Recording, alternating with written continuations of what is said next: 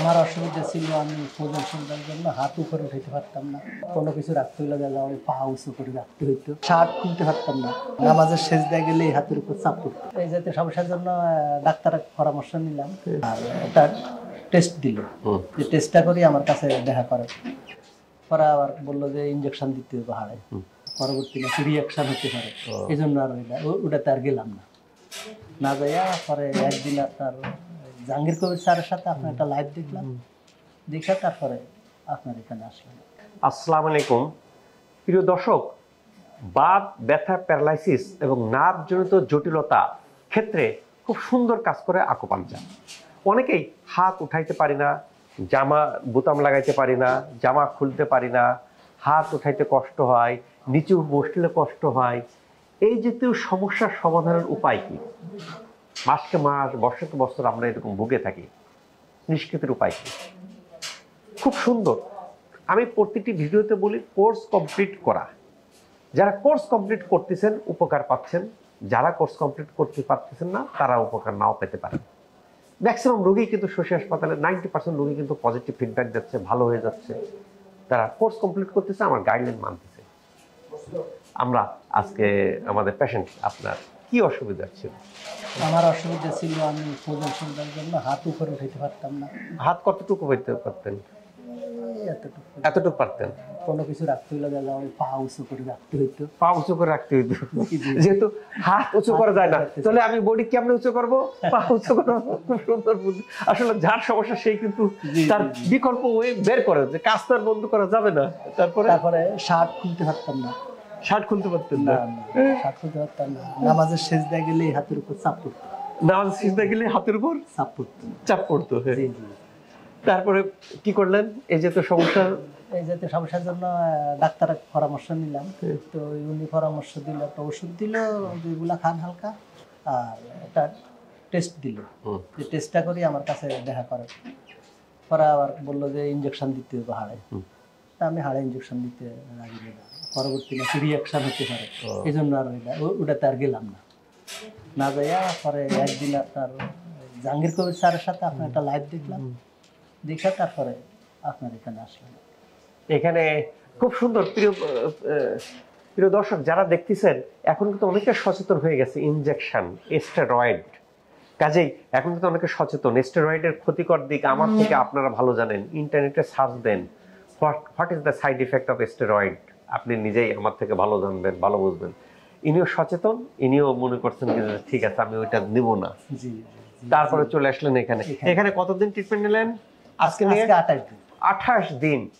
প্রিয় দর্শক, যারা ভিডিও দেখতেছেন দেখেন, 28 দিনের পরে আসে উনি ফিডব্যাক দিচ্ছেন। এখন কি অবস্থা আপনার?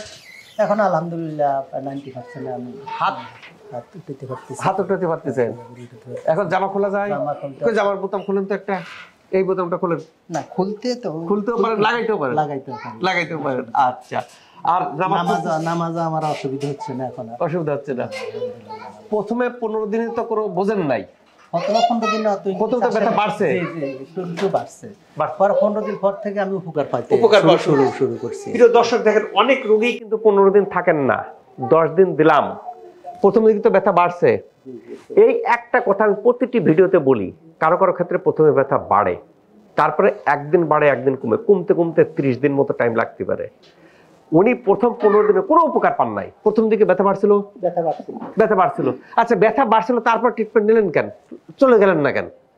এটা সাধারণত বুঝি যে একটু ব্যথা দূর হইতে হলে ব্যথার একটু বাড়াইতে হয়, এটা আগে থেকে একটু দিয়েছিলাম।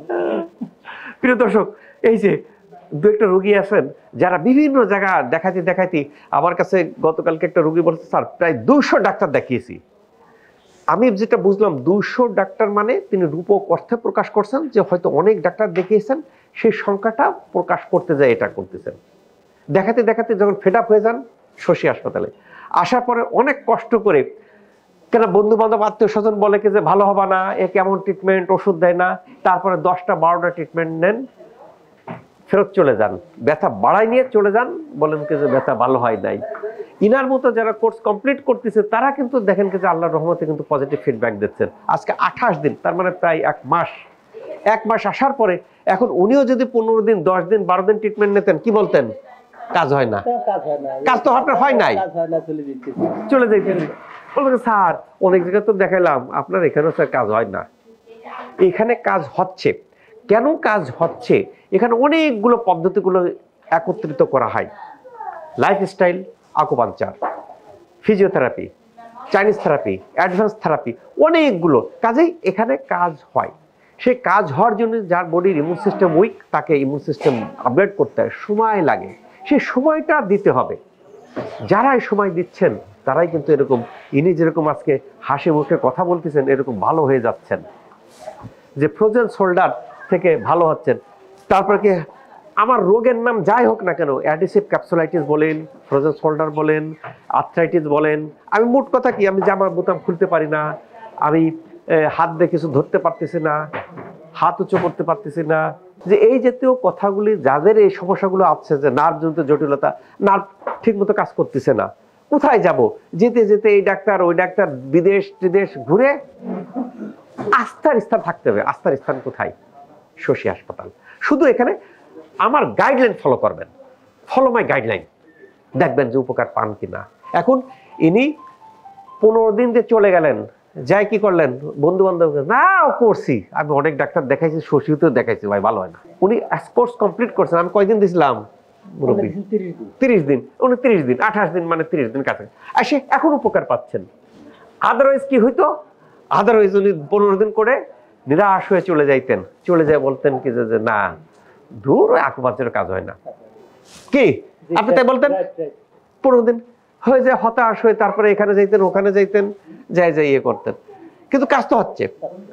আকুপাঞ্চার টার্গেট পরিমাণ যাইতে হবে, টার্গেট পরিমাণ যাইতে হবে। এখন খুব ভালো কি, আমাদের রোগীরাও সচেতন, রোগীরাও বুঝে গেছে যে টার্গেট পরিমাণ যেতে হবে।